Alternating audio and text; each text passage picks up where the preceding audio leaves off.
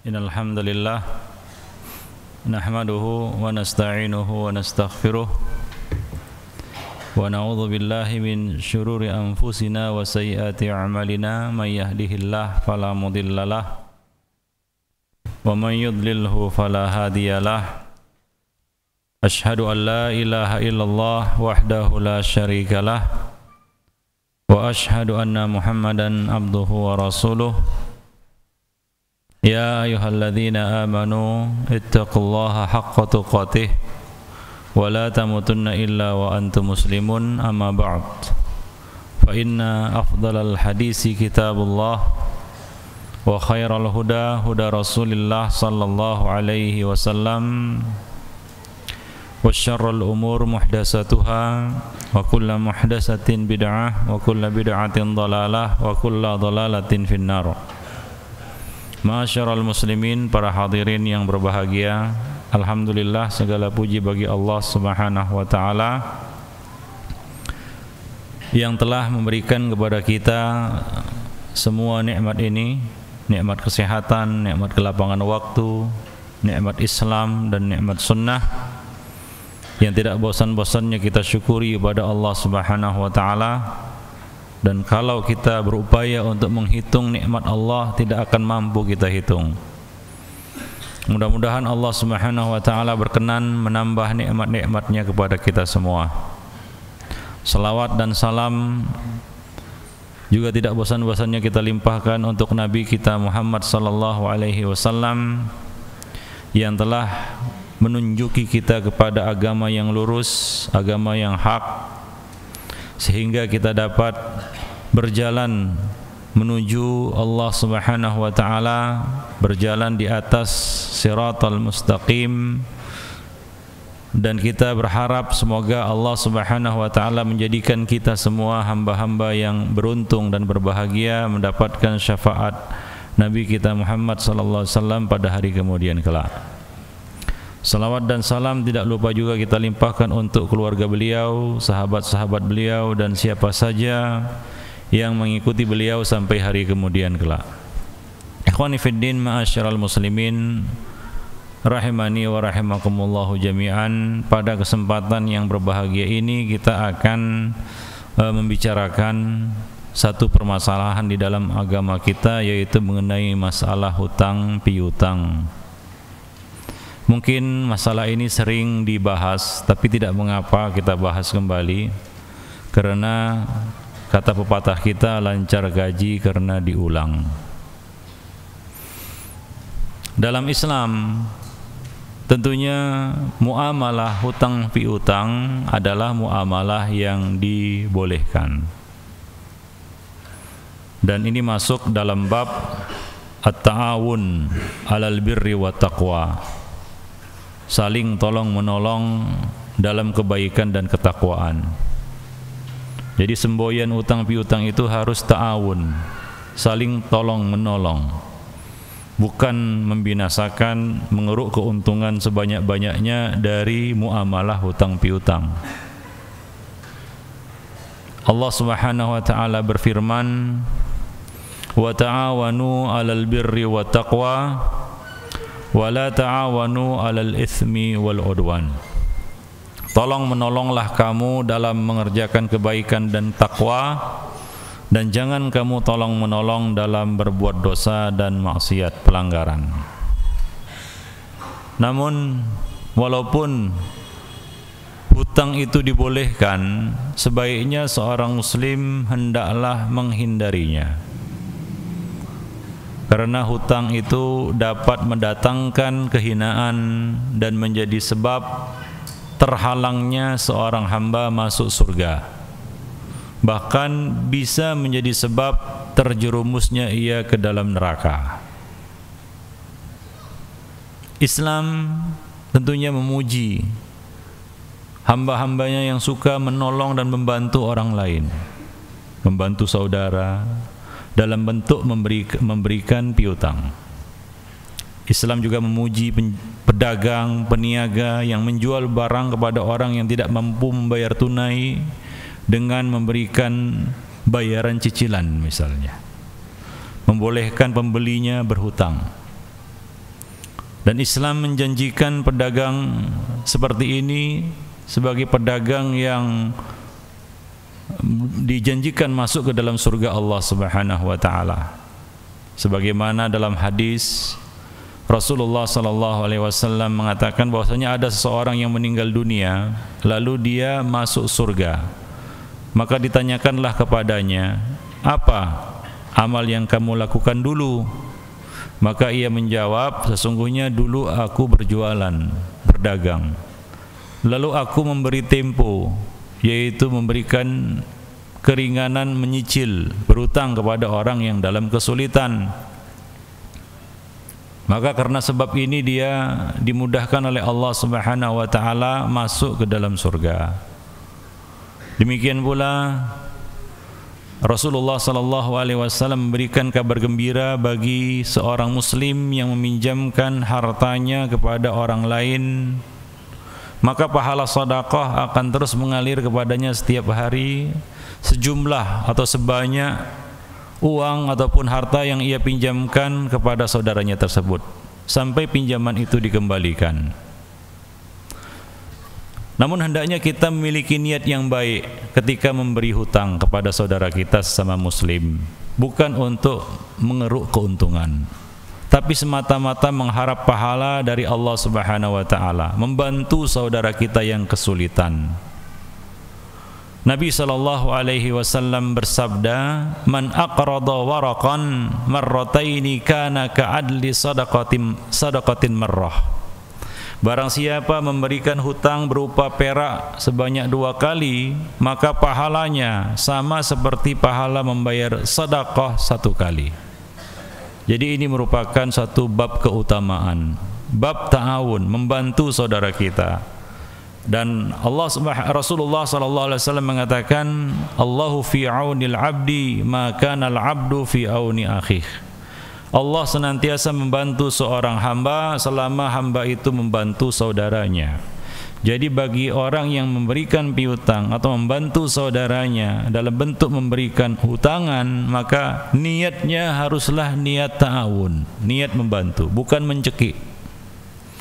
Karena kalau tujuannya adalah untuk mencari keuntungan, dia akan jatuh kepada praktik riba. Hutang itu banyak jenisnya. Ada hutang yang baik, yaitu hutang untuk sesuatu yang penting, seperti misalnya untuk mendamaikan dua pihak yang bertikai. Ini termasuk gharimin yang berhak mendapatkan zakat harta. Berhutang dengan niat mengembalikannya, berhutang dengan memberikan jaminan atau gadai, berhutang dengan mengikuti aturan dan adab-adab berhutang yang disyariatkan Islam, misalnya dengan mencatatnya, menyegerakan pelunasannya, tidak menunda-nunda pelunasannya sementara dia mampu. Nah, piutang itu hutang piutang seperti ini pernah dilakukan oleh Nabi sallallahu alaihi wasallam semasa hidup beliau. Nabi pernah berhutang, bahkan Nabi wafat dalam keadaan baju perang beliau, baju besi beliau tergadai kepada seorang Yahudi. Ya, itu ketika beliau wafat. Nah, ini hutang yang baik. Nabi pernah melakukannya. Ini sekaligus untuk memberikan contoh kepada umatnya bagaimana melakukan muamalah hutang piutang dengan baik. Nah, di sana ada jenis hutang yang kedua, yaitu hutang yang buruk, yaitu hutang yang didasari tujuan yang tidak baik, iktikadnya tidak baik. Seperti berhutang untuk menutupi hutang yang tak terbayar, gali lubang, tutup lubang. Sebagian orang melakukan praktik seperti ini. Berhutang untuk sekedar bersenang-senang, berfoya-foya, seperti penggunaan kartu kredit tanpa batas. Akhirnya dia tercekik hutang. Ini hutang yang buruk. Berhutang dengan niat meminta, ini hilah, tipu muslihat. Karena meminta tidak diberi, maka digunakanlah istilah hutang. Pinjamlah, padahal niatnya minta itu. Oleh karena itu orang-orang yang seperti ini biasanya enggak mengembalikan hutangnya, karena niatnya memang awalnya itu meminta. Tapi karena nggak diberi juga, maka terucaplah dari lisannya berhutang. Ya, kejadiannya seperti ini, biasanya hutang itu tidak dikembalikan karena memang tidak ada niat baik dari yang berhutang untuk mengembalikan hutang. Nah, demikian. Orang yang berhutang dengan niat tidak mengembalikannya itu dianggap sebagai pencuri. Ya, orang yang berhutang, siapa saja yang berhutang dengan niat tidak mengembalikannya, maka dia dianggap sebagai pencuri. Suhaib al-Khair radhiyallahu anhu meriwayatkan dari Rasulullah sallallahu alaihi wasallam bahwa beliau bersabda, ayyuma rajulin yadinu dainan wa huwa mujmi'un alla yuwaffiyahu iyyahu laqiyallahu sariqan. Siapa saja yang berhutang sedang ia berniat tidak melunasi hutangnya, maka ia akan bertemu dengan Allah Subhanahu wa taala. Laqiyallahu sariqan. Dia akan bertemu dengan Allah Subhanahu wa taala sebagai seorang pencuri. Sebagai seorang pencuri. Dia telah mencuri harta saudaranya. Nah, itu orang yang berhutang dengan niat tidak melunasinya. Dan Allah Subhanahu wa taala telah memberikan ancaman melalui lisan Rasulnya kepada orang-orang yang profesinya seperti ini. Nabi mengatakan, man akhadhaha yuridu itlafaha atlafahullah. Barang siapa meminjam harta orang lain dengan niat ingin memusnahkannya, maka Allah akan memusnahkan dirinya. Allah akan membinasakan dan memusnahkan dirinya. Baik itu yang dipinjam berupa barang maupun uang. Barang maupun uang. Kalau kita meminjam barang orang lain, meminjam uang orang lain dengan niat tidak mengembalikannya, ingin membinasakannya, minjam uang orang untuk usaha, akan tetapi dalam niatnya, dalam i'tikadnya, kalau nanti sudah berhasil, dia bawa lari, lupa dia. Banyak orang seperti itu. Lalu dia pun berkata, nah ini kan hasil jerih payahku.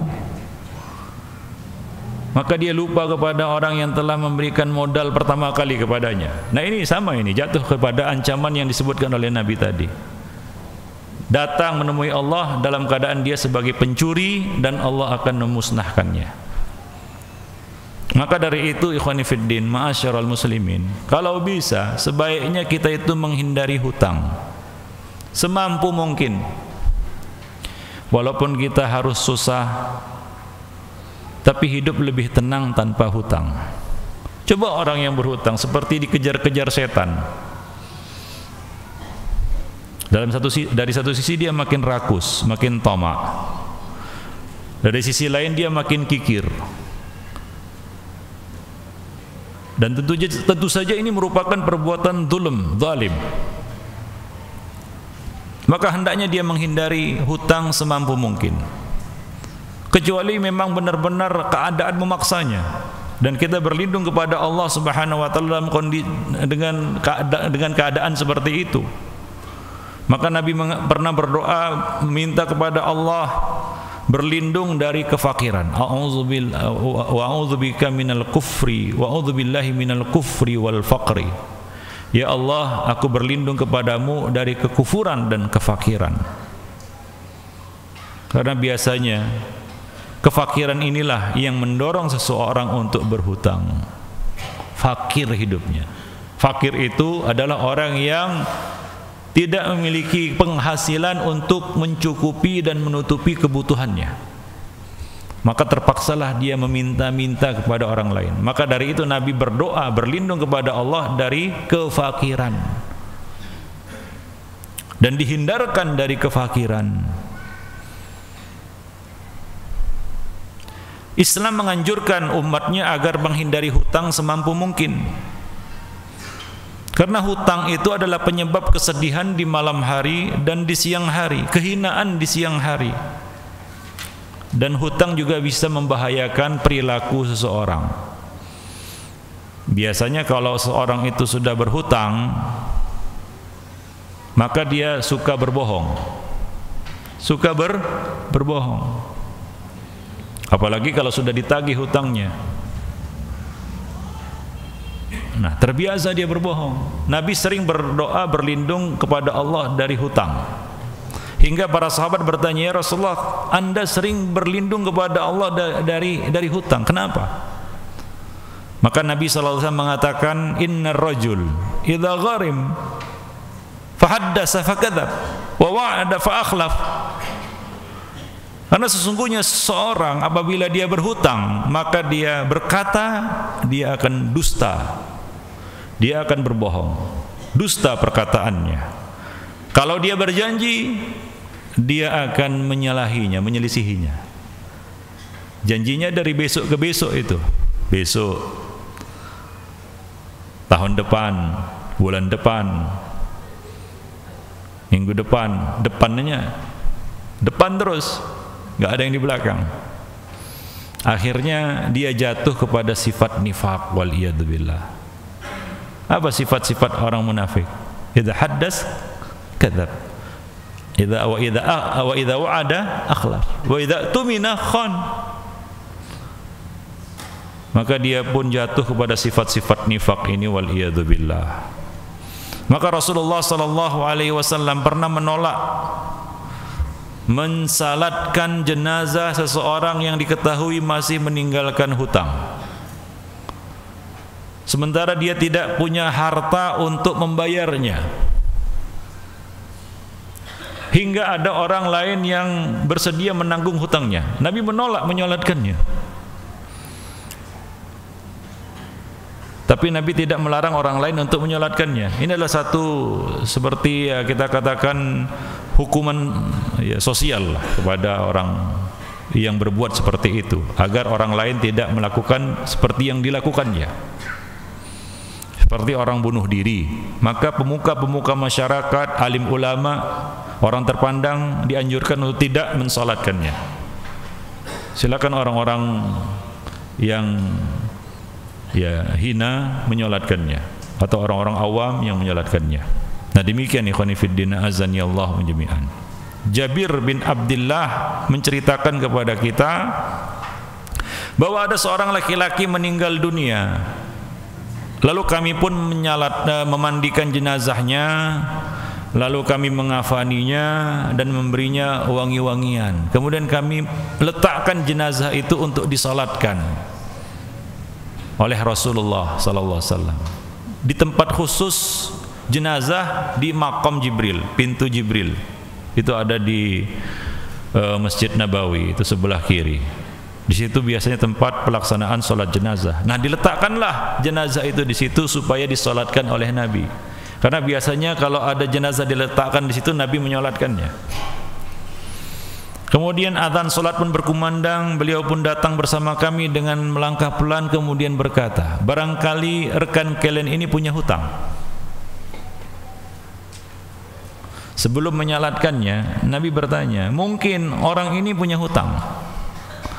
Maka hadirin pun menjawab, "Iya, benar wahai Rasulullah, dia punya hutang 2 dinar." 2 dinar.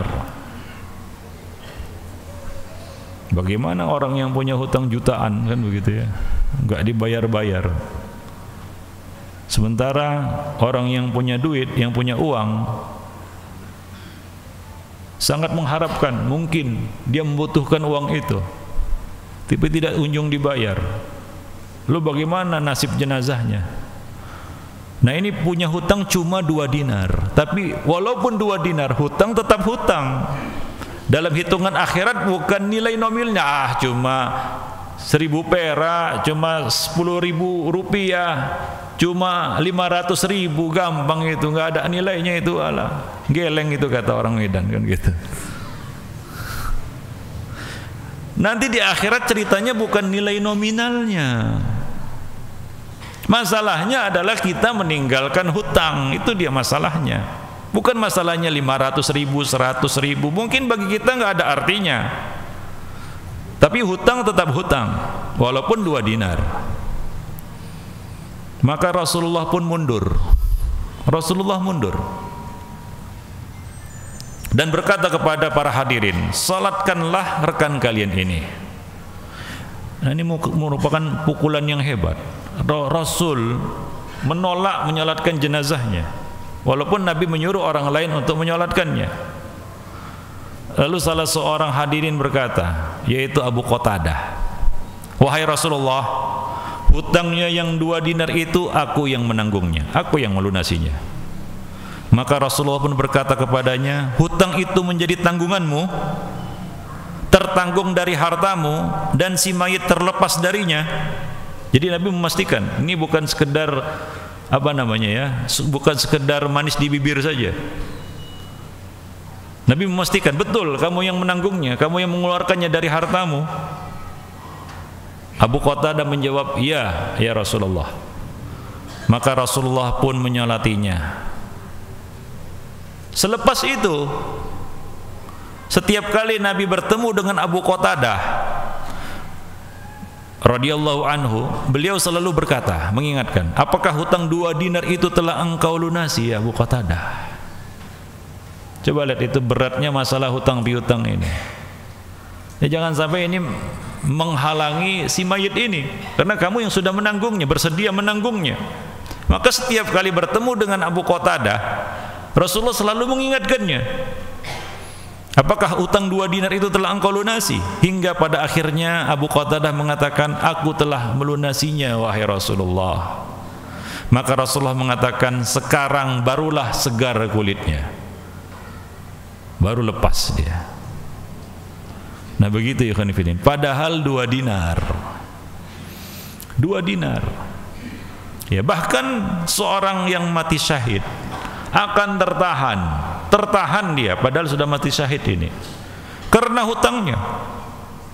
Yang namanya mati di medan perang itu luar biasa, meregang nyawa. Meregang nyawa itu, siapa yang pernah di sini meregang nyawa? Ngeri.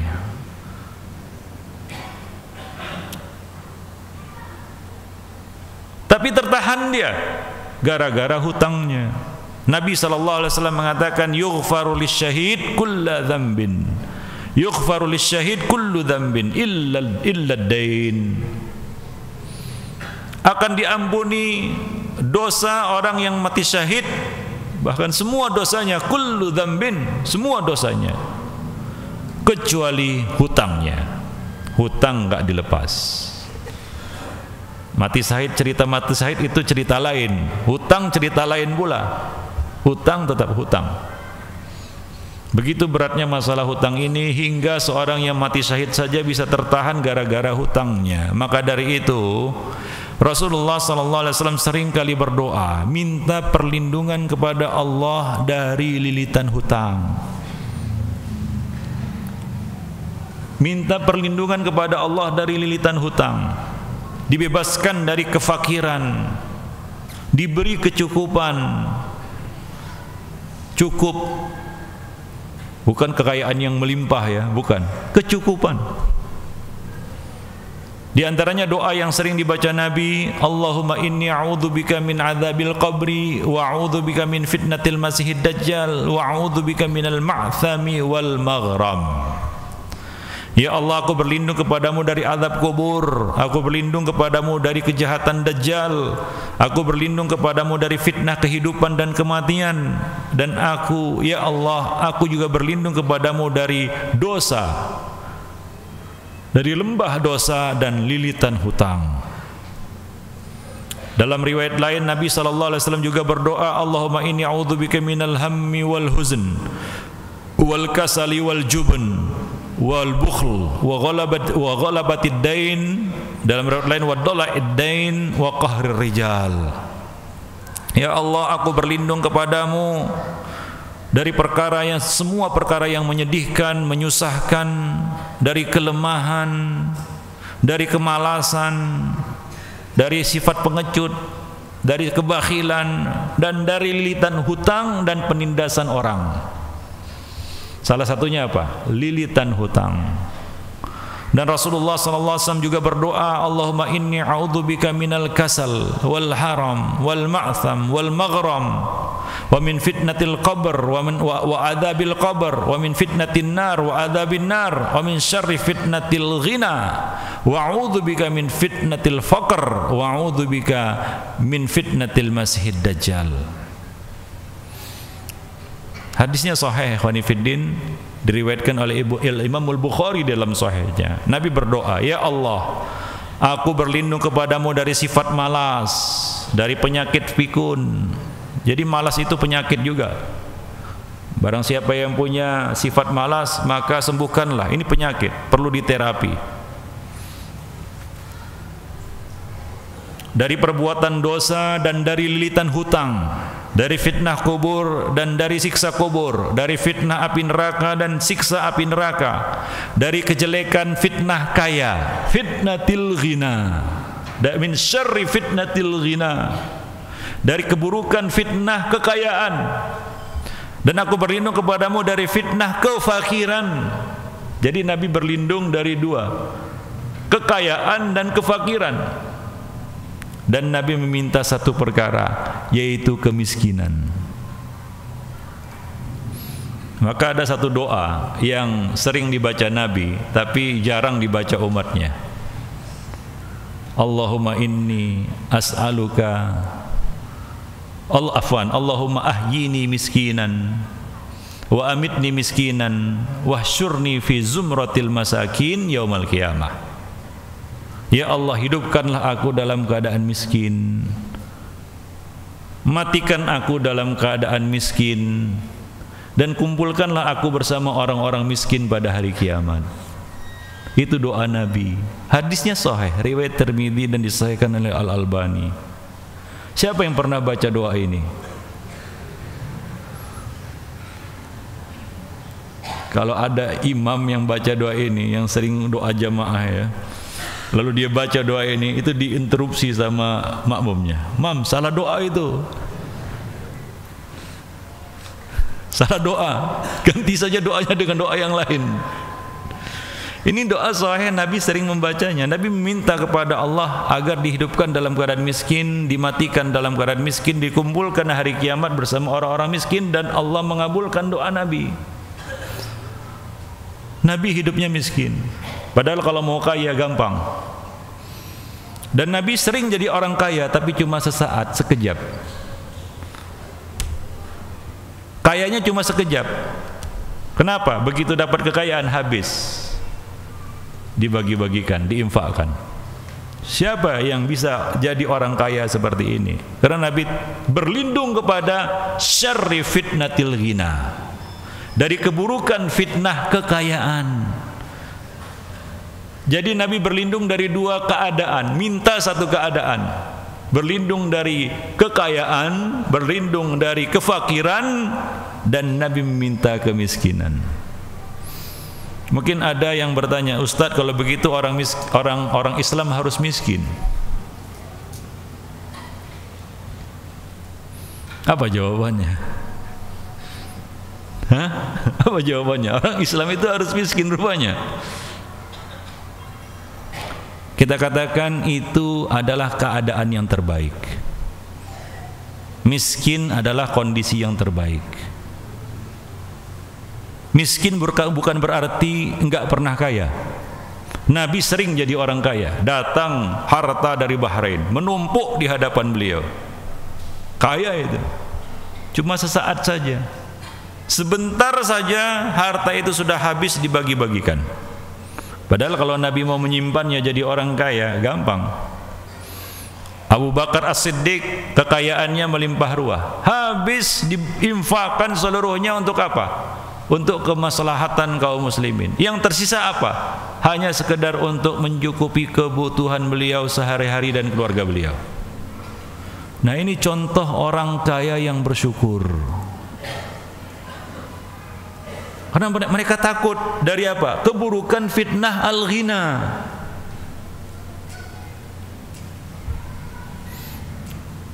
Maka kalau kita lihat dari kualitas iman kita pada hari ini, kita semua sekarang ini cocok jadi orang miskin yang bersabar. Lebih cocok jadi orang miskin yang bersabar. Sebenarnya kita ini miskin semua. Siapa yang kaya sini? Miskin itu adalah orang yang mayoritas lah kita katakan miskin. Miskin itu adalah orang yang penghasilannya cukup untuk kebutuhannya, nggak lebih dan nggak kurang. Misalnya sebulan kebutuhannya berapa? 3 juta. Penghasilannya juga 3 juta. Habis. Pas-pasan, itulah miskin. Dan itu sebenarnya enak. Sebagaimana yang antum jalani dan rasakan selama ini. Enak kan? Pas-pasan. Pas perlu, pas butuh ada, kan enak. Gak lebih dan gak kurang. Kan nikmat hidup seperti itu. Jadi nilai tawakalnya juga tinggi. Rezeki besok dicari. Insya Allah kalau kita tawakal kepada Allah, burung saja dapat rezeki. Pergi pagi dalam keadaan kosong perutnya, pulang dalam keadaan penuh perutnya. Itu burung. Kalau kamu bertawakal kepada Allah sebenar-benarnya tawakal, niscaya Allah akan memberikan kamu rezeki. Sebagaimana seekor burung yang pergi pagi dari sarangnya, dari sangkarnya dalam keadaan kosong perutnya, pulang dalam keadaan penuh perutnya. Allah kasih dan bagi rezeki. Karena semuanya sudah dijamin rezekinya. Apalagi kita orang yang taat, mudah-mudahan. Masa Allah Subhanahu wa taala menyia-nyiakan kita? Tak mungkin. Wa may yattaqillaha yaj'al lahu makhrajan wa yarzuqhu min haitsu la yahtasib. Wa ma indallah la yudraku illa bi taatih. Apa yang ada di sisi Allah itu tidak akan dapat diraih kecuali dengan menaatinya. Kalau kita taat kepada Allah Subhanahu wa taala, jangan takut masalah rezeki. Ikhwani fiddin azanil. Jadi Nabi berlindung, ya, kita kembali kepada pembicaraan kita. Nabi berlindung dari fitnah kekayaan dan dari fitnah kefakiran. Itu salah satu doa yang dibaca oleh Nabi sallallahu alaihi wasallam. Nah, tentunya tidaklah Nabi sallallahu alaihi wasallam memohon perlindungan kepada Allah dari lilitan hutang, melainkan karena keburukan yang dihasilkannya. Hutang menjadi sebab seorang hamba itu hina di hadapan manusia. Hutang menjadi sebab ia diremehkan oleh manusia. Hutang menjadi sebab seorang hamba itu menyimpang perilakunya, dusta perkataannya, ingkar janjinya, hingga manusia pun membencinya. Ya, belum lagi kalau dia ternyata berhutang dengan orang yang tidak soleh. Itu musibah di atas musibah itu.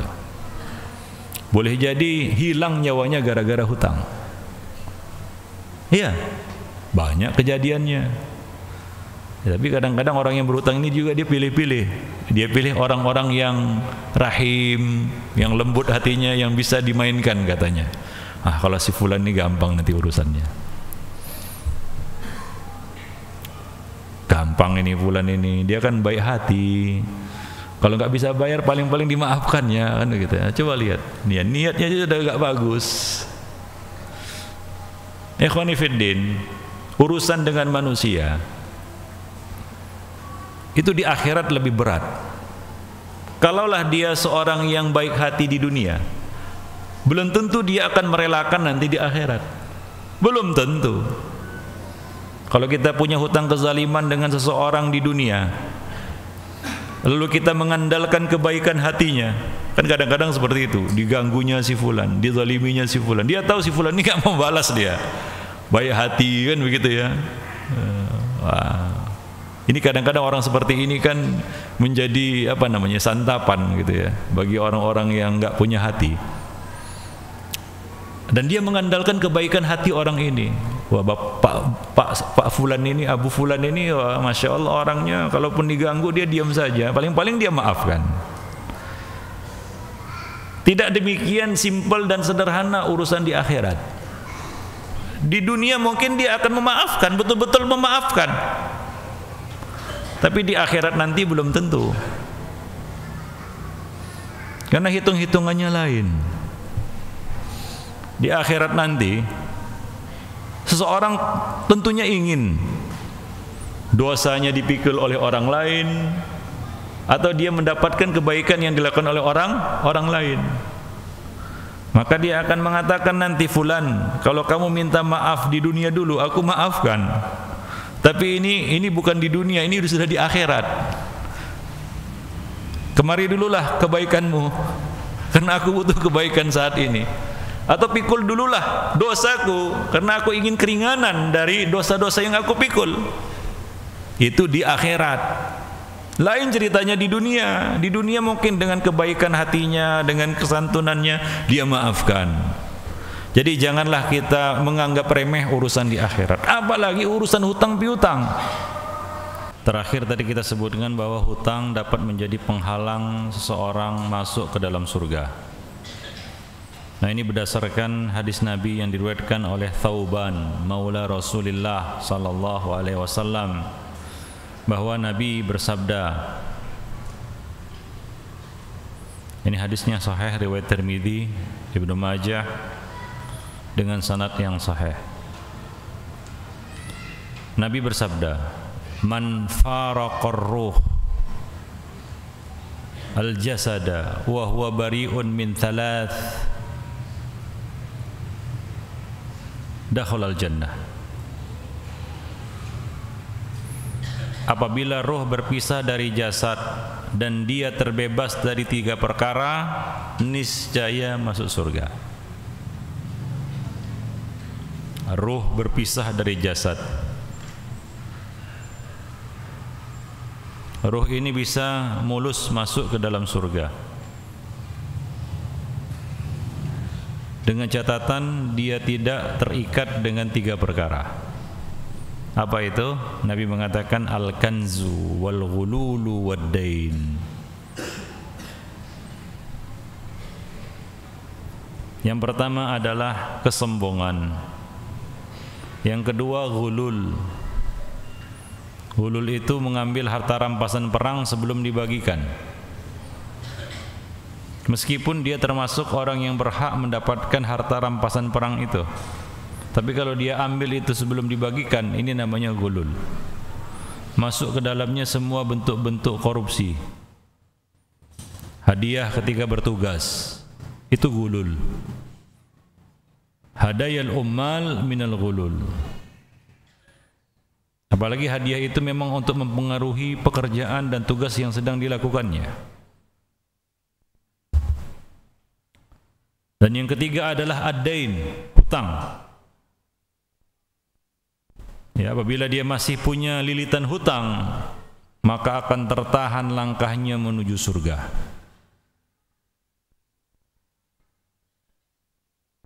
Karena apabila seseorang hamba telah berhasil, sukses, selamat menyeberangi sirat sampai ke ujung, dia akan ditahan lagi untuk diperiksa apakah masih ada kaitan hutang piutangnya. Tertahan dia di pintu surga gara-gara hutangnya. Muhammad bin Abdullah bin Jahash radhiyallahu anhu meriwayatkan bahwa pada suatu hari kami duduk bersama Nabi sedang menguburkan jenazah. Beliau menengadahkan kepala beliau ke langit, kemudian menepukkan dahi beliau dengan telapak tangan sembari berkata, Subhanallah, madza nuzzila minasy-syadid minat tasydid fasakatna fafazi'na. Beliau berkata, berseru sambil menepukkan tangan beliau ke dahi beliau, Subhanallah, betapa berat ancaman yang diturunkan. Madza nuzzila minat tasydid, betapa berat ancaman yang diturunkan. Kami pun terdiam. Para sahabat yang ada di sekitar Nabi terdiam, dan sungguh kami sangat terkejut. Falamma kana minal ghad sa'altuhu ya Rasulullah ma hadha at-tashdid alladhi nuzzil. keesokan harinya aku bertanya kepada Nabi, "Ya Rasulullah, ancaman berat apakah yang turun?" Faqal, maka Nabi SAW mengatakan, "Walladhi nafsi biyadih, law anna rajulan qutila fi sabilillah, thumma uhyiya, thumma qutila, thumma uhyiya, thumma qutil, wa alaihi dain, ma dakhalal jannah hatta yuqda anhu dainuhu." Maka beliau menjawab, "Demi Allah, yang jiwaku berada di tangannya, seandainya seorang laki-laki terbunuh fisabilillah, dihidupkan lagi, terbunuh lagi fisabilillah, dihidupkan lagi, terbunuh lagi fisabilillah, sementara dia punya hutang, maka ia tidak akan masuk surga hingga ia melunasi hutangnya." 3 kali mati syahid, tapi karena masih meninggalkan hutang, tertahan di pintu surga. Ada orang yang ingin mati syahid untuk lari dari hutang. Ah, mati sajalah daripada hidup dikejar-kejar hutang, katanya. Memangnya mati selesai dikejar-kejar hutang? Hutang terus mengejar hidup ataupun mati. Kalau dikejar-kejar setan mungkin masih waktu masih hidup saja. Tapi kalau dikejar-kejar hutang, hidup sampai mati dikejar-kejar hutang terus. Terus dikejar sampai ke pintu surga dikejar sama hutang itu.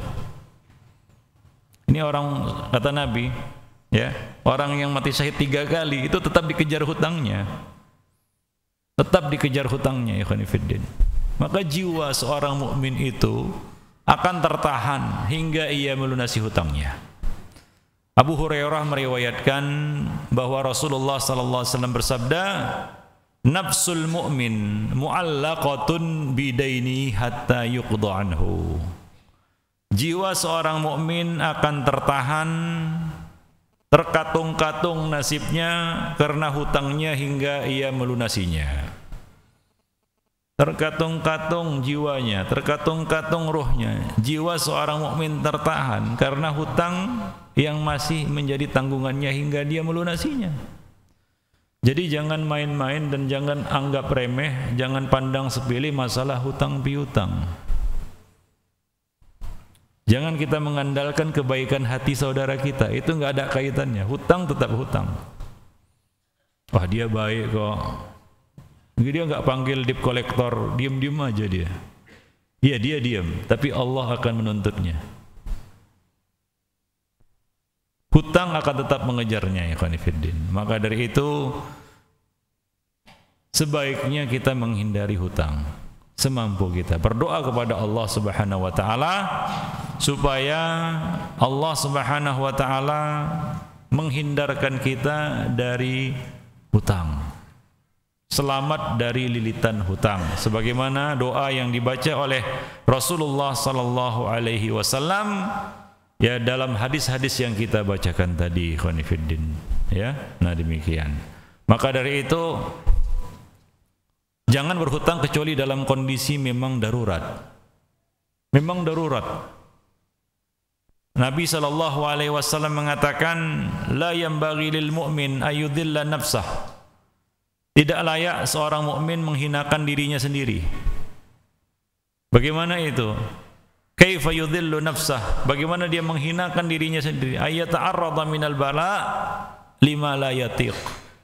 Yaitu dia menghadang bala yang tidak mampu dia hadapi. Jangan keenakan berhutang, menumpuk hingga akhirnya susah membayarnya. Baru dia sadar, oh ternyata sudah banyak. Warung sana ngutang, warung sini ngutang, sana ngutang. Akhirnya dia bingung sendiri. Hutangnya memang kecil-kecil, kalau dikumpulkan besar juga. Dari sana 10.000, 10.000, 10.000. Akhirnya 1 juta juga hutangnya. Nah, ini namanya dia menghadang satu bala yang tidak mampu dia pikul. Baru ketika dia menghadapi kenyataan pahit, dia berusaha untuk melarikan diri, lari dari kenyataan. Maka banyak orang yang minggat. Gara-gara apa? Gara-gara hutang. Ada juga yang ikut-ikutan tahdir untuk lepas dari hutang. Wah, dia sudah saya tahdir itu, berarti hutangnya lepas. Untuk melepaskan diri dari hutang. Banyak kali tipu muslihatnya. Ujung-ujungnya cuma menghindari hutang. Nah, termasuk juga ikhwan fillah, bukan sama kaum muslimin saja. Hutang kepada orang non-muslim juga harus kita lunasi. Karena itu hak manusia. Tidak boleh pula kita mentang-mentang muslim, mentang-mentang bukan ahlus sunnah, seenaknya saja. Tidak boleh juga. Tetap harus kita lunasi. Uqbah bin Amir radhiyallahu anhu, ia meriwayatkan bahwa ia mendengar Rasulullah sallallahu alaihi wasallam bersabda, "La tukhifu anfusakum ba'da amniha." La tukhifu anfusakum ba'da amniha. Janganlah kamu membahayakan diri kamu sendiri setelah aman. Setelah Allah beri aman bagi kamu, jangan kamu membahayakan, membuat diri kamu dalam keadaan gawat, darurat, bahaya. Para sahabat bertanya, bagaimana itu ya Rasulullah? Wa madzaka ya Rasulullah? Qala ad-dain, yaitu kamu keenakan berhutang, yaitu hutang. Dengan hutang kita membahayakan diri kita sendiri. La tukhifu anfusakum, jangan kamu membahayakan diri kamu sendiri, membuat kamu senantiasa dalam keadaan takut. Hingga kadang-kadang rumah diketok aja, pintu diketok aja takut dia. Maka orang yang paling sengsara adalah orang yang punya hutang. Pagi-pagi handphone dimatikan. Kenapa? Nanti kalau berderi sudah jantungan dia. Dan orang yang paling bahagia, orang yang menghirup udara pagi, nggak ada hutang, nggak ada masalah sangkut paut dengan orang lain. Enak kan? Kemana saja bebas. Jumpa si fulan, assalamualaikum, waalaikumsalam. Nah, orang yang punya hutang, jumpa si fulan ada berondok-rondok. Bingung dia cari tempat sembunyi.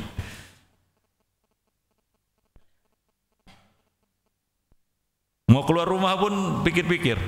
Kalau lewat sana ketemu si fulan, masih punya hutang. Lewat jalan sana, nanti ketemu si fulan pula, masih punya hutang juga dengan si fulan. Akhirnya berondok dalam rumah, nggak keluar-keluar. Kan tersiksa. Jangan kamu membahayakan diri kamu sendiri setelah mendapatkan keamanan.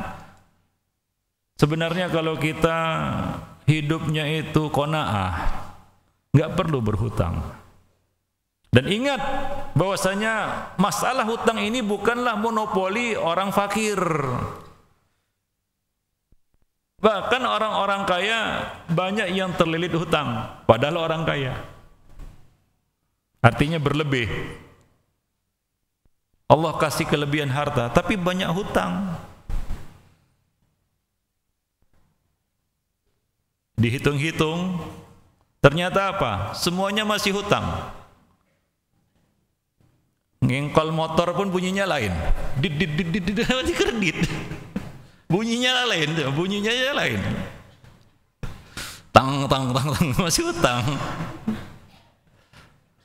Mobilnya hutang, rumahnya hutang, motornya hutang, semuanya masih hutang.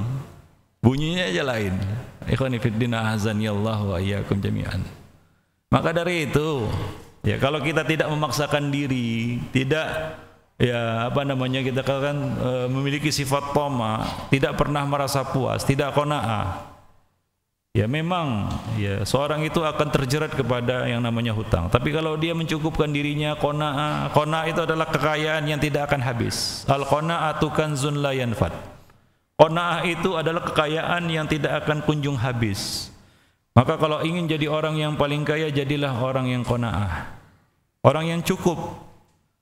Makan cukup, tidur cukup, semua cukup. Kurang apa lagi? Itu kan nikmat. Seperti yang saya sebutkan tadi, jadi orang miskin, hidupnya pas-pasan, kan enak. Gak ada beban. Nah, memaksakan diri untuk berhutang, nah ini akan menyebabkan seorang itu hina. Ya, membahayakan dirinya sendiri. Nah, kemudian bagi kita yang berhutang, sungguh-sungguhlah kita melunasi hutang itu. Jika orang yang berhutang memiliki tekad yang sungguh-sungguh dan niat yang kuat untuk membayar hutang, Allah Subhanahu wa taala akan membantunya. Tapi niatnya lurus ya. Allah akan membantunya untuk melunasi hutangnya tersebut. Jika tidak, maka Allah tidak akan memudahkannya. Jadi tidak ada manfaatnya jika hanya sekedar ucapan di bibir saja ingin melunasi hutang, besok fulan ya, saudaranya disuguhi besok aja. Makanlah besok itu katanya kan begitu. Besok, dari besok ke besok. Akhirnya hutangnya tidak kunjung lunas. Jadi ini hanya ucapan di bibir saja.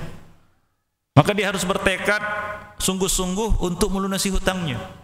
Kalau perlu mencicil, itu bukti kesungguhan. Ini enggak lari-lari saja. Itu namanya enggak punya iktikad baik. Orang yang punya iktikad baik untuk melunasi hutangnya, dia cicil, dia datangi saudaranya yang telah membantunya. Dia minta keringanan, dia berusaha untuk mencicil. Bagaimana fulan cara pembayarannya, cara pelunasannya, saya mampunya begini. Cicil lah ya setiap hari 1000 perak. Enggak apa-apa. Ya ada kesungguhan. Bukan diam-diam saja, senyap-senyap saja. Malah sibuk diteleponi dan dihubungi oleh saudaranya yang telah membantunya. Itu kan kurang ajar. Sudah dibantu, menyusahkan lagi. Ya kan kurang ajar ya. Sudah dibantu, menyusahkan lagi kan begitu. Nah, seharusnya orang yang berhutang punya iktikad baik, mendatangi orang yang telah membantunya dengan memberikan hutangan kepadanya dan tidak menekan dirinya. Datangilah dengan santun. Kemudian minta keringanan kalau memang kita kesulitan, dan punya iktikad baik untuk melunasi dengan misalnya minta ya bagaimana fulan kalau dicicil. Ada kesungguhan, sungguh-sungguh melunasi hutang. Niscaya Allah akan membantu kita untuk melunasinya. Rasulullah SAW mengatakan, "Man akhadha amwalan nas yuridu ada'aha, addallahu anhu." Barang siapa meminjam harta orang lain dan bertekad untuk mengembalikannya, Allah akan membantunya untuk mengembalikannya. Allah akan membantu membebaskan kita dari hutang dan memberikan kita kecukupan. Nabi juga mengatakan, "Ma min ahadin yadidu dainan fa'alimallahu annahu yuridu qada'ahu illa addahu Allahu anhu fid dunya." Yang artinya, tidak seorang pun berhutang lalu Allah mengetahui bahwa ia berniat untuk melunasinya. Ya. Dan Allah Maha tahu apa yang tersembunyi dalam hati manusia. Melainkan Allah akan melunasi untuknya di dunia. Kalau berkehendak cukup mengatakan kun fayakun, selesai hutang kita. Kalau dapat bantuan dari Allah Subhanahu wa taala, yang susah jadi mudah. Tapi kalau enggak ada iktikad baik, memang ya tujuannya untuk memusnahkan harta orang lain atau menyusahkan orang lain, tidak tahu berterima kasih. Apa kata Nabi? Man lam yashkurin nas la yashkurillah. Orang yang tidak berterima kasih kepada orang lain, kepada manusia, dia tidak berterima kasih dan tidak bersyukur kepada Allah Subhanahu wa taala. Kufur. Nah, kufur itu ancamannya adab yang pedih. Wala in kafartum inna adzabi lasyadid. Inna adzabi lasyadid. Nah, demikian ikhwan. Jadi sungguh-sungguhlah kita dalam berniat untuk melunasi hutang kita. Nah, kemudian berhutanglah sesuai dengan keperluan. Ya. Karena termasuk hutang yang buruk adalah hutang yang tujuannya sekedar untuk bersenang-senang. Hingga ia mati, meninggal dalam keadaan meninggalkan hutang yang banyak. Ya, membuat pening ahli warisnya. Ternyata setelah dihitung-hitung hutangnya lebih banyak daripada harta yang ditinggalkannya. Ini kan minus namanya. Lalu siapa yang menanggungnya? Ya kalau ahli warisnya berbaik hati untuk melunasi hutang-hutangnya. Kalau tidak kan jiwanya tergadai, tertahan, terkatung-katung. Nah, kemudian termasuk adab berhutang adalah lunasi hutang itu tepat pada waktu, jangan menunda-nunda, apalagi kita mampu. Ini sebenarnya mampu, ada hartanya, bahkan harta simpanannya banyak, tanahnya di mana-mana, hutang nggak kunjung dibayar. Kadang-kadang manusia itu punya sifat kikir, termasuk kikir dalam melunasi hutang. Itu kikir juga itu. Ada duitnya tapi nggak dilunasi, ditahan-tahan. Nanti keburu mati. Nah demikian. Nabi mengatakan matalul ghani zulmun. Ya, matalul ghani zulmun. Orang yang mampu dan menunda pelunasan hutangnya itu adalah orang yang zalim. Kezaliman. Jadi itu termasuk bentuk kezaliman. Dan kezaliman itu adalah kegelapan pada hari kiamat. Ya, ittaqudz dzulm fa inadz dzulma dzulumatun yaumal qiyamah. Jadi tepat waktulah kita di dalam melunasi hutang kita, dan lunasilah hutang itu dengan cara yang baik. Ya, mendatangi orang yang memberikan hutang itu ke rumahnya. Ya, kemudian menyerahkannya dan berterima kasih kepadanya. Berterima kasih karena piutang itu kan tadi kita katakan apa? Ta'awun 'alal birri wa taqwa. Berterima kasihlah kepadanya. Nah demikian. Jadi termasuk membalas kebaikan dengan kebaikan. Ya, ucapkan jazakallahu khairan. Nah, doakan dia. Nah ini termasuk salah satu ya kita katakan adab lah kepada orang yang telah membantu kita, membuktikan bahwa kita itu orang yang bersyukur, tahu berterima kasih. Nah demikian. Ikhwani fiddin, azani Allah wa iyyakum jami'an. Nah kemudian yang tidak kalah pentingnya adalah berdoa, ikhwani fiddin. Ya. Berdoa kepada Allah, meminta kepada Allah agar dimudahkan untuk melunasi hutang. Karena doa itu, orang-orang bilang doa itu nisful ikhtiar, separuh ikhtiar manusia itu doa. Kalau kita terlilit hutang, bersedih hati karena banyak hutang dan kita ingin melunasinya, padahal kemampuan ya boleh dikatakan kurang, maka jangan lupa usaha doa. Ikhtiarnya dengan doa, minta kepada Allah Subhanahu wa taala. Nabi SAW mengajarkan kepada kita beberapa doa agar dimudahkan Allah dalam melunasi hutang. Di antaranya adalah doa yang diajarkan Nabi, satu hadis yang diriwayatkan oleh Ali bin Abi Thalib radhiyallahu anhu. Ia meriwayatkan bahwa ada seorang budak yang ingin melunasi penebusan dirinya. Ini budak al-mukatab namanya. Dia ingin membebaskan dirinya dari hutang, ya, agar dirinya bebas, merdeka. Maka ia pun berkata, sesungguhnya aku tidak mampu lagi melunasi penebusan diriku, maka bantulah aku. Ia datang kepada Ali bin Abi Thalib, minta bantuan supaya dia dapat melunasi hutangnya. Maka Ali bin Abi Thalib pun berkata kepadanya, maukah kamu aku ajari satu kalimat yang diajarkan oleh Rasulullah, yang sekiranya engkau memiliki hutang setinggi gunung, niscaya Allah akan melunasinya. Siapa yang hutangnya setinggi gunung di sini? Sebanyak apapun hutang, bacalah doa ini, mudah-mudahan Allah akan membantumu. Ini diajarkan oleh Nabi SAW kepada Ali bin Abi Thalib. Apa itu? Yaitu doa, mungkin sebagian dari kita sering mendengar doa ini atau membaca doa ini, yaitu Allahumma kfini bihalalika an haramika waghnini bifadlika amman siwak.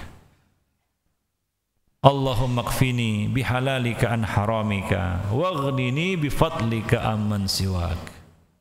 Ya Allah, cukupilah aku dengan rezeki yang halal sehingga aku terhindar dari yang haram, dan cukupkanlah aku dengan kenikmatanmu, dengan karuniamu, sehingga aku tidak perlu minta kepada selainmu. Ini doa dibaca, mudah-mudahan Allah membantu kita untuk melunasi hutang kita. Jangan malu dan berat untuk berdoa. Doa itu kekuatan kaum muslimin. Nabi mengatakan, innama tunsaruna wa turzakuna. Dalam riwayat lain ada lafal turzakuna. Sesungguhnya kamu mendapat pertolongan dan rezeki bidu'afaikum, melalui orang-orang lemah, Melalui apanya? Orang lemah enggak punya kekuatan. Melalui apanya? Bidu'aihim wa ikhlasihim. Dengan doa mereka dan keikhlasan mereka. Kalaulah kita orang lemah, jangan lupa berdoa. Kekuatan kita adalah doa. Minta kepada Allah Subhanahu wa taala. Bukankah Allah telah memerintahkan kita untuk berdoa? Wa qala rabbukum ud'uni astajib lakum. Allah janji ijabah, pengabulan. Maka orang yang memberanikan dirinya untuk berdoa, maka dia telah membuka pintu pengabulan dari Allah Subhanahu wa taala. Pintu pengabulan doa. Nah, demikian. Abu Hurairah radhiyallahu anhu meriwayatkan dari Rasulullah bahwa setiap kali hendak tidur Nabi selalu berdoa. Ini doa mau tidur. Tapi isi dari doa ini adalah salah satunya adalah minta dilepaskan dari hutang. Nabi mengatakan Allahumma rabbas samawati wa rabbal ardi wa rabbal arsyil azim. A'udzu bika min syarri kulli syai'in anta akhidhun bi nasiyatihi. Allahumma antal awwal falaysa qablaka syai' wa antal akhir falaysa ba'daka syai' wa antal zahir falaysa fawqaka syai' wa antal batin falaysa dunaka syai' iqdi 'anna ad-dain waghnina minal faqr. Ya Allah, Rabb yang menguasai langit yang tujuh, Rabb yang menguasai arsy yang agung, aku berlindung kepadamu dari kejahatan segala sesuatu yang engkau memegang ubun-ubunnya. Ya Allah, engkaulah yang pertama, tidak ada sesuatu sebelummu. Engkaulah yang terakhir, tidak ada sesuatu setelahmu. Engkaulah yang zahir, tidak ada sesuatu di atasmu. Dan engkaulah yang batin, tidak ada sesuatu di bawahmu. Lunasilah hutang-hutang kami. Iqdi 'annad dain waghdina binal faqar. Dan berilah kami kecukupan hingga kami terlepas dari kefakiran.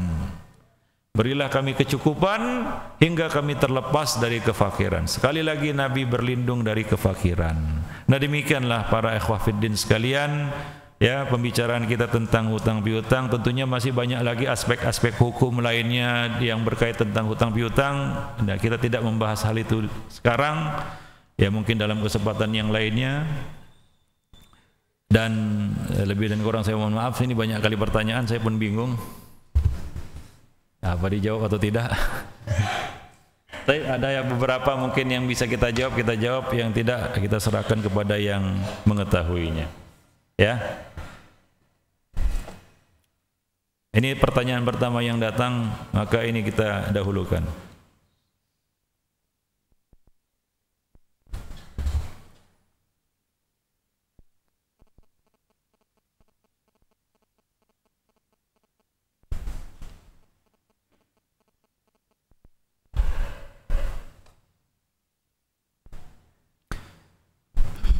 Ustadz, jika kita berhutang dan berniat mengembalikannya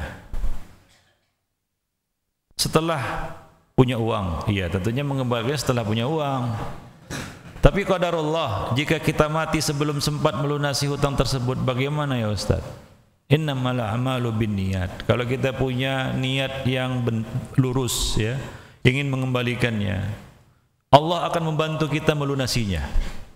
Mungkin Allah menggerakkan hati orang lain, ahli waris kita untuk melunasinya, atau saudara kita yang lain untuk melunasinya, atau Allah membuka hati saudara kita yang membantu kita itu untuk memutihkan hutang kita.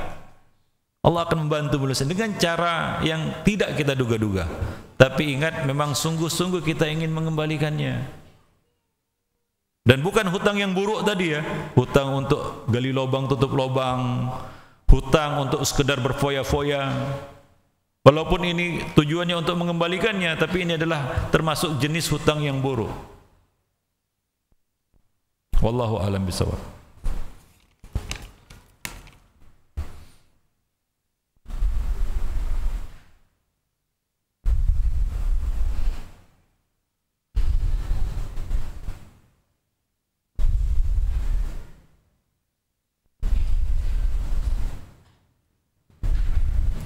Ini ada pertanyaan.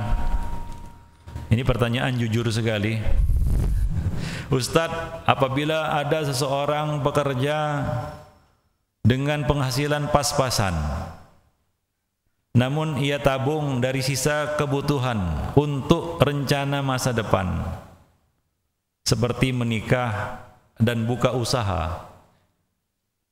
Namun ia tinggalkan infak dan sedekah.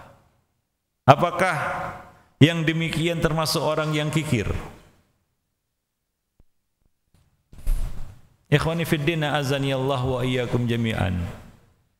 Sebenarnya kalau kita pintar memanage harta, pertanyaan ini tidak akan muncul. Sedekah itu bukan harus menguras tabungan. Ya, sedekah itu bukan harus dengan menguras tabungan baru sedekah. Apa kata Nabi? La tahqiranna minal ma'rufi syai'an. Jangan kamu meremehkan satupun pintu kebaikan. Ittaqun nar walau bisyikki tamrah. Jagalah dirimu dari api neraka walaupun bersedekah separuh buah korma. Saya kira untuk bersedekah tidak perlu menguras tabungan. Hingga rencana masa depannya buyar, kan begitu, nikahnya terancam, usahanya juga mau berusaha, dia mau mencari nafkah dengan tangannya sendiri juga terancam. Itu kalau bisa kita pandai memanage harta dengan baik, termasuk memanage sedekah kita. Amal soleh itu ikhwani fiddin, prinsipnya mulai dari yang mudah. Jangan mulai dari yang susah. Kalau kita ingin jadi atlet angkat besi, baru masuk langsung mau ngangkat barbel yang berat-berat itu, besok nggak akan kembali ke situ. Berat kali, memang ngangkat 200 kilo, badan cuma 50 kilo, bisa. Itu besar pasak daripada tiang namanya. Mulai dari satu yang mudah, murah. Artinya apa? Tidak terbebani kita untuk mengerjakannya, melakukannya. Mulailah dari berinfak, misalnya apa? 1000 perak setiap hari. 1000 perak tiap hari nggak berat saya rasa. Tapi di sini kebiasaan. Buat tabungan di rumah, ya. Isi celengan itu, infak 500, 1000 tiap hari. Tiap hari. Itu jauh lebih baik daripada bersedekah 100.000 tapi cuma sekali. Cuma sekali. 1 bulan, 2 bulan, bulan ketiga lupa dia bersedekah. Tapi kalau kita tiap hari, itu Allah bisa karena biasa, itu pepatah kita. Pepatah orang tua kita mengatakan Allah bisa karena biasa. Kalau kita membiasakan diri, itu akan terbiasa kita mengerjakannya. Kalau kita tidak mengerjakannya, ada sesuatu yang kurang, ada sesuatu yang hilang, luput, dan kita akan bertanya-tanya, ini satu hari ini ada satu yang belum saya lakukan. Oh iya, ngisi tabungan celengan, isi. Seperti itu. Mulai dari yang mudah, jangan mulai dari yang susah. Apa bedanya orang yang menabung tiap hari, menabung, bersedekah, berinfak tiap hari 1000 perak dengan orang yang bersedekah, ya, tiap hari 1000 rupiah, dengan orang yang berinfak 100.000, tapi sebulan sekali saja. Ini tiap hari 1000. Apa bedanya? Apa bedanya? Nah, bedanya yang 100.000 lebih banyak daripada yang tiap hari 1000, kan begitu ya? Karena tiap hari 1000 kan cuma 30.000.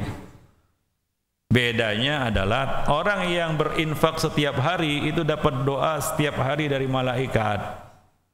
Allahumma a'ti munfiqan khalafa. Tiap hari dia dapat doa itu. Itu dia. Ya, di samping itu apa? Dia akan terbiasa bersedekah. Sama seperti kita terbiasa bawa handphone. Tiba-tiba keluar rumah nggak bawa handphone, sudah 10 km dari rumahnya, balik lagi gitu untuk ngambil handphone saja. Kenapa? Ada yang hilang, ada yang lupa. Nah, begitu yang namanya kebiasaan itu. Nah, demikian. Jadi ini sebenarnya tidak berat. Berinfak itu tidak berat. Tapi mulailah dari yang mudah. Jadi ini tidak mengancam masa depannya, tidak mengancam proyek nikahnya juga. Dan tidak harus menguras tabungannya.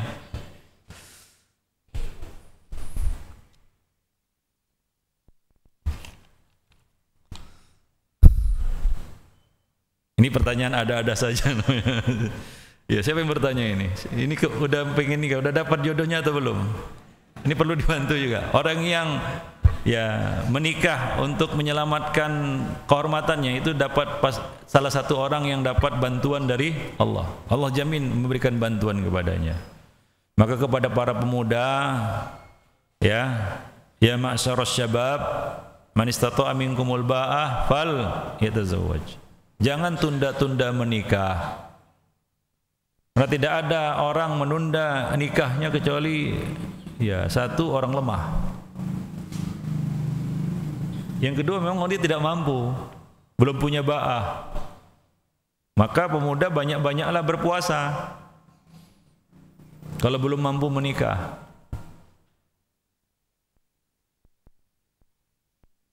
Bagaimana hukumnya meminjam barang yang tidak diketahui pemiliknya? Oh, salah baca. Olehnya kecil. Bagaimana hukumnya meminjam barang yang tidak diketahui oleh pemiliknya? Gimana minta izinnya? Ini namanya mencilok namanya, kata orang Padang, mencilok atau mencilok. Mencuri ini kan begitu ya. Enggak diketahui oleh pemiliknya. Iya, kalau kita pinjam barang ya permisi lah. Ya minta izin. Saya pinjam barangmu dalam waktu sekian hari, insya Allah akan dikembalikan, kan seperti itu. Kalau diam-diam saja itu namanya mencuri. Aneh juga ini.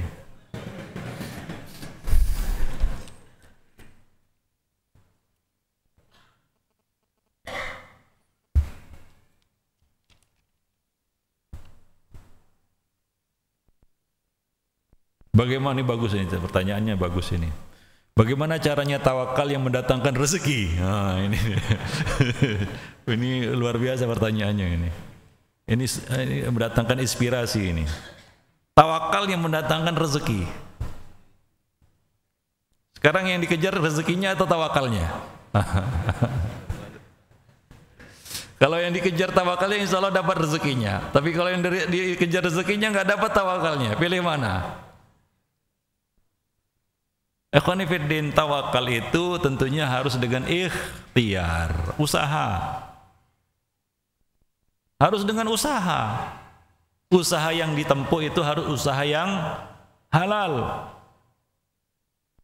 Baru kemudian kita bertawakal dengan sebenar-benarnya tawakal, haqqat tawakkulih. Seperti itu disebutkan di dalam hadis. Sebenar-benarnya tawakal. Sebenar-benarnya tawakal itu adalah tawakal yang disertai dengan usaha. Mau rezeki tapi bermalas-malasan, mana bisa? Nah, kalau tidak membunuh penyakit malas, karena ini susah ini. Karena salah satu penyakit rohani yang perlu diterapi adalah penyakit malas. Senangnya nganggur, bangga jadi pengangguran. Pengangguran berdasi kata orang.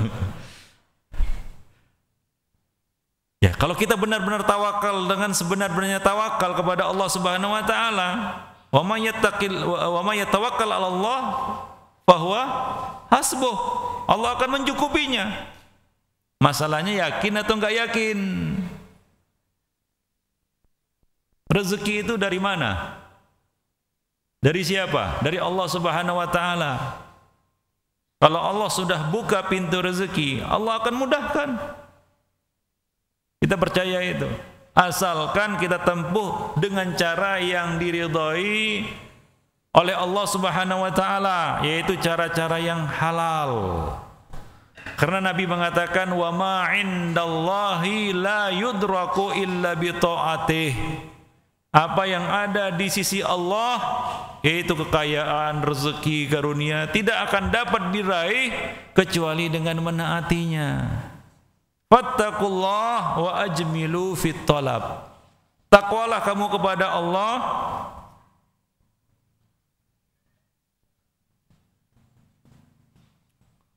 dan bersahajalah kamu di dalam mencari rezeki. Bersahaja. Namanya cari rezeki itu jangan kata orang Jawa ngoyo kan gitu ya. Betul pelafalan saya, ngoyo katanya ya. Terlalu berlebih-lebihan. lupa waktu, hingga gara-gara cari rezeki lupa taklim, lupa keluarga, lupa lingkungan, sibuk terus. Ditanya, kemana fulan? Lagi cari duit. Ini lagi cari nafkah. Cari nafkah itu kan wajib. Wah, pakai dalil pula itu. Hebat kali ya. Pakai dalil ya, wajib. Ya siapa bilang nggak wajib? Memang wajib, baguslah wajib. Tapi ingat, bukan hanya satu kewajiban di dunia ini. Itu yang dia lupa. Banyak kewajiban lainnya. Sholat wajib, menuntut ilmu wajib, menjaga keluarga dari api neraka wajib, mendidik keluarga wajib, menjembung tali silaturahim wajib. Ini gara-gara satu kewajiban ini, semua kewajiban lainnya dikorbankan. Nah ini kan namanya nggak arif. Ya, itu tidak boleh kita melaga, membenturkan satu kewajiban dengan kewajiban yang lainnya. Itu tidak arif. Nah banyak orang yang seperti itu dalihnya. Wah, saya ini kan sibuk mencari nafkah. Ada waktunya. Jangan ngoyo, kata orang Jawa tadi. Ya, jangan berlebih. Ajmilu fit talab, bersahaja-sajalah dalam mencari nafkah ini. Kalau kita ambil manfaat fikihnya, ajmilu fit talab, termasuk dalam hal mengambil untung. Jangan terlalu banyak. Ya, cari untung sampai 5.000%. Ya itu kan, ya wajar-wajar sajalah. Hidup ini sewajarnya saja. Kalau nggak wajar, ya namanya kurang ajar. Ya kan? Nah demikian. Sewajarnya saja mencari nafkah ini. Nah kalau demikian, niscaya Allah Subhanahu wa taala akan memudahkan urusan kita. Kalau tidak, apapun yang Allah berikan kita nggak akan merasa puas. Sudah banyak rezeki diberikan, tapi merasa belum dapat rezeki. Kan banyak orang seperti itu. Sudah berjibun rezeki diberikan Allah kepadanya, tapi dia masih mengeluh, wah saya kok nggak dapat rezeki ya. Luar biasa. Dia lupa. Begitulah manusia. Dikatakan manusia karena nasia terus, lupa terus. Nah demikian. Ya insya Allah kalau kita taat kepada Allah, Allah jamin rezeki. Wa min dabatin illa 'ala Allahi rizquha. Semua yang makhluk Allah ini Allah jamin rezekinya. Sudah ada tertulis rezekinya. Tinggal kita melakukan usaha yang halal, yang diridhoi oleh Allah Subhanahu wa taala. Nah demikian ikhwan fillah rahimani wa rahimakumullah jami'an. Nah ini sering juga ditanyakan tentang hutang piutang ini. Kalau sudah bicara hutang pasti pertanyaan ini muncul ini. Apa itu? Pak Ustadz, bagaimana caranya membayar hutang orangnya sudah tidak diketahui keberadaannya? Ya kan? Sering muncul pertanyaan seperti ini kan? Ini pertanyaan kan sudah tahu jawabannya. Gimana mau bayar hutang orang yang nggak ada? Lucu juga. Yang nggak tahu keberadaannya gimana membayar hutangnya? Nah, tapi di sini ada satu poin yang kita bicarakan ya khonifuddin. Kenapa hal ini sampai terjadi?